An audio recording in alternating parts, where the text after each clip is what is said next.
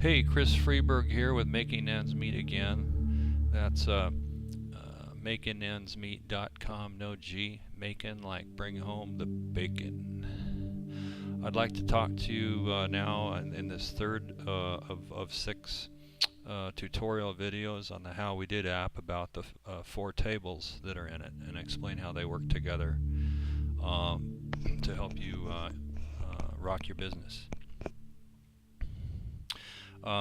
This web page is coming together, and I've created a new page just to store these videos. So you want to come back and review them later. They'll all be in one place.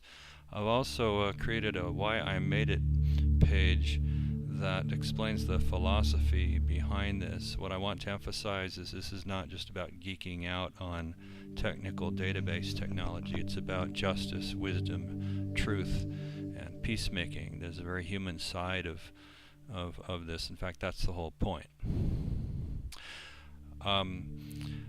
Okay, so here we are in the app, and at the top are the 4 tables. I was really happy that I was able to keep it down to 4 tables, and I tried to be as elegant as possible with this. Let's look at the first one.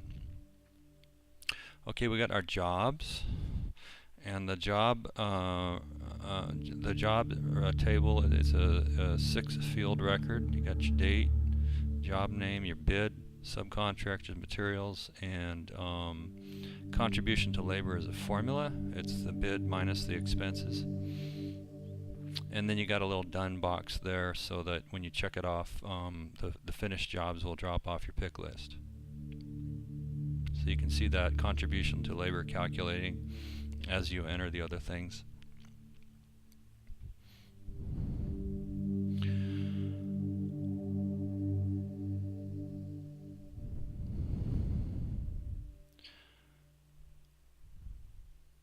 Okay, so there's your job list. Now we're going to go to the employees next. Real simple little record, just a name, a wage rate, and a burden rate. This is not to do your payroll or manage your HR. If you're a smaller business, you can just pop their first names in there and call it good.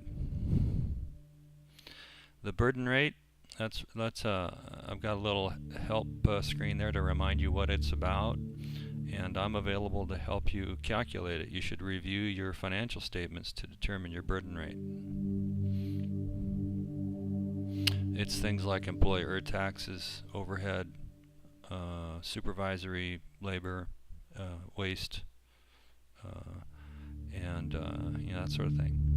Point is, when you pay your employees, you're paying them more than their hourly wage. We need to acknowledge that, and we express it as a percentage.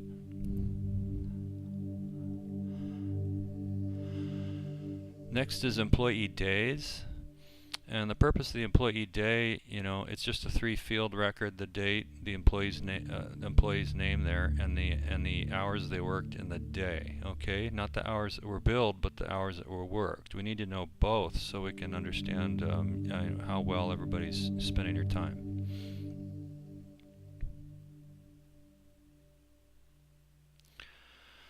Okay, and after an employee day has been completed, it accumulates the billings that were done on that day after the fact, so it becomes a kind of convenient little record. Not a report by any means, but it is a handy little record. Notice also that as for the pick list on the employee days, we're using a report called Recent Employee Days, which I currently have set to be the past week. Okay, and if you for some reason need to set it differently, you can edit the report and adjust the filter down there. Okay, there's where that happens.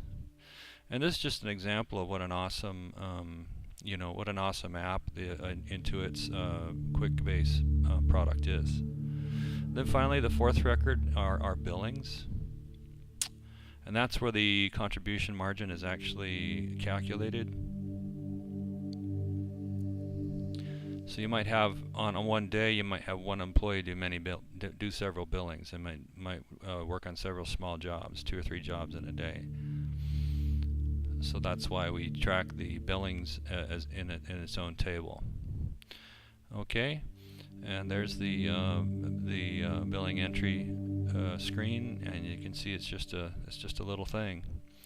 Okay, so those are the 4 tables, and thank you very much.